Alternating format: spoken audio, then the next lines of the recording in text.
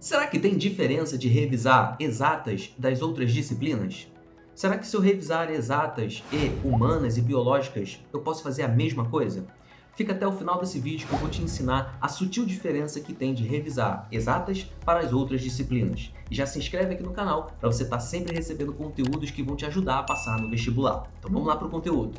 Você sabe que a sequência de aprendizado tradicional, ela tem o seguinte sentido, né? Você primeiro tem um conteúdo, depois você de fato vai aplicar aquilo em exercícios, e aí você revisa e depois de fato você aprende. É o método Cera, né? É o conteúdo, exercício, revisão e aí você aprende. Eu já falei disso no outro vídeo que eu vou deixar linkado aqui no card para você acessar esse vídeo, que não deixa de ser um pré-requisito para esse aqui, tá? Então acho legal e necessário que você assista aquele vídeo lá. Show de bola? Agora, então, você sabe que estudar não é sinônimo de aprender. Antes de você conseguir aprender, tem essas duas etapas aqui intermediárias, que é justamente exercitar e revisar. Só que são igualmente importantes essas duas etapas, né? E é que nem quando você respira. Poxa, o que é mais importante? Inspirar ou expirar? Obviamente os dois são igualmente importantes, não tem essa de diferenciar, né?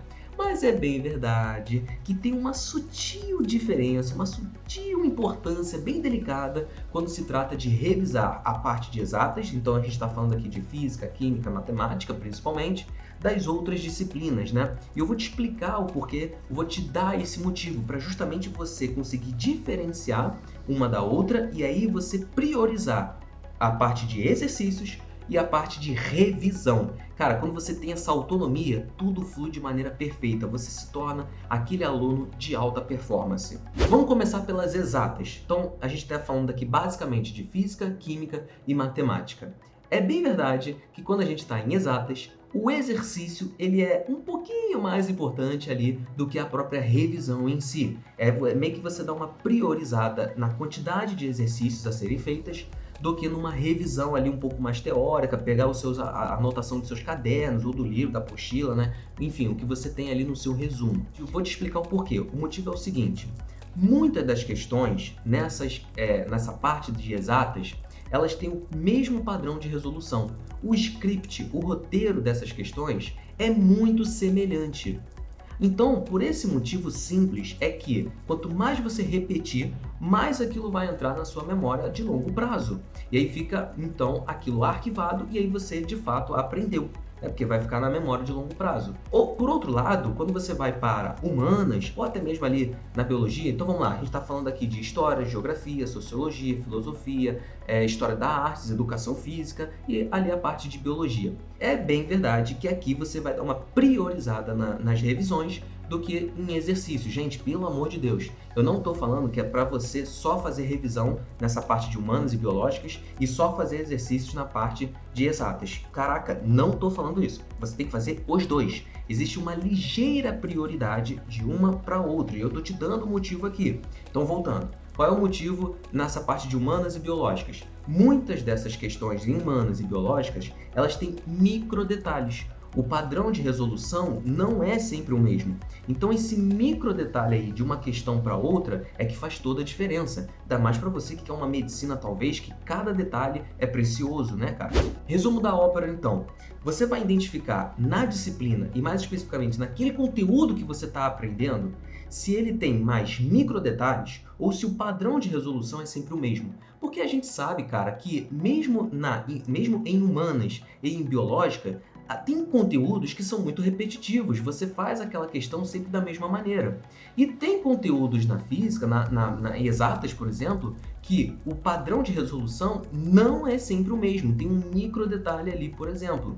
Então, o seu papel como estudante autônomo e de alta performance é identificar em cada conteúdo, aí esquece essa divisão de exatas, humanas, enfim, é identificar em cada conteúdo se você vai ter que priorizar a parte ali de exercícios ou de revisão, ou se vai ser equilibrado, igualmente importante, né? E aí você vai diferenciar isso olhando se ela tem o mesmo padrão de resolução.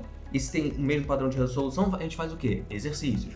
Ou se ela tem micro detalhes que vão fazer a diferença. Aí você dá aquela revisada, que é muito importante. Pega o resumão, dá uma olhada, né? E claro, tem sempre ali uma questão modelo para você. Eu já falei disso no outro vídeo que está aqui no card, tá? Eu vou te dar um exemplo agora na física. Na física, quando você estuda a parte ali de eletrostática, que fala de cargas elétricas, força elétrica, campo elétrico, energia e potencial elétrico, quando você está estudando para o Enem, isso é diferente de estudar para o UERJ. O que eu estou querendo dizer? Que dependendo da banca examinadora, do vestibular ou do concurso que você vai prestar, você tem que estudar diferente aquele conteúdo. Então isso também depende muito da banca, né? do exame, do vestibular que você vai fazer, do concurso que você vai prestar. Porque, vamos lá, no Enem, eletrostática é muito qualitativo. As questões são muito qualitativas, a abordagem é densa, e aí cada micro detalhe é importante para você acertar aquela questão.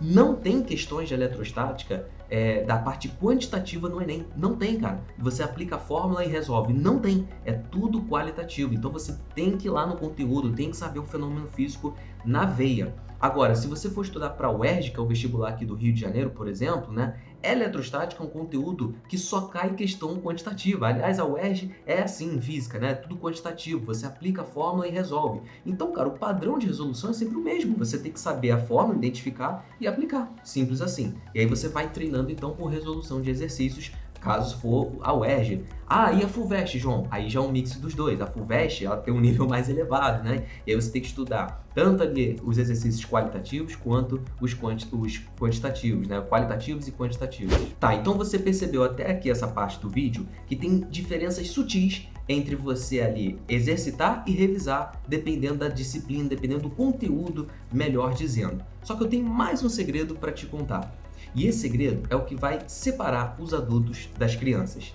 Se você não aplicar isso durante a sua rotina de estudos, é bem provável que você continue ainda nesse ano prestando vestibular e no próximo ano também. Você não passe no vestibular, infelizmente. Eu tô falando sério, tá? Tô falando muito sério. É isso que vai diferenciar e é isso que vai fazer você ser um aluno de alta performance. Sabe do que eu tô falando? Eu tô falando, cara, do seguinte. Vai chegar um momento que aquela questão que você, ou aquelas questões, né, que você está fazendo, ela vai se tornar easy. Tu vai fazer mamão com açúcar. Tu vai olhar, não, eu já sei. Isso aqui já sei. Essa aqui tô dominando. Tá dominando tudo? Então você vai fazer agora, você vai se colocar em uma situação desafiadora. Se você não fizer isso durante a sua rotina de estudos, você pode sim correr o risco de não passar na prova ainda. Por quê? Cara, cada micro detalhe é muito importante. Então, olha só, tá dominando tudo. Coloque-se numa situação desafiadora. Pegue uma questão de um nível um pouco mais elevado daquele conteúdo que você já está dominando. E eu vou te dar um conselho. Peça a ajuda do seu professor. Por quê? Porque senão você perde a mão. Você não tem um filtro adequado, que nem um professor, claro, né? A comparação é essa. Para poder pegar uma questão que seja ali um nível um pouquinho mais elevado, mas também nem tanto, para o vestibular que você está prestando. Porque senão você pega uma questão, por exemplo, do ITA, só que a sua preparação é para o Enem. Cara, não tem nada a ver. Não tem nada a ver. E é desnecessário fazer isso, inclusive.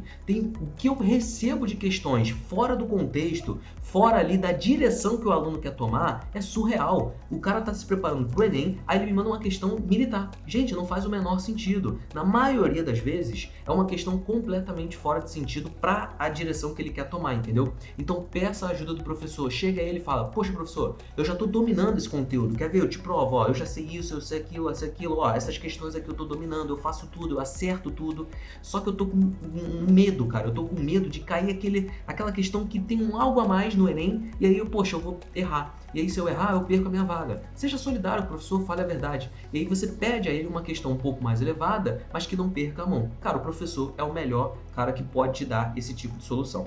Muito obrigado por vocês terem ficado até aqui ao final do vídeo. Espero que você tenha curtido e tenha agora a possibilidade e a autonomia de diferenciar o que é mais importante para você na parte ali ou de exercícios ou de revisão de cada disciplina, melhor dizendo, de cada conteúdo, né, cara? Você tem que saber diferenciar. Então já se inscreve aí no canal para você não perder nenhum vídeo e que vai fazer você passar no vestibular. Um forte abraço e bons estudos!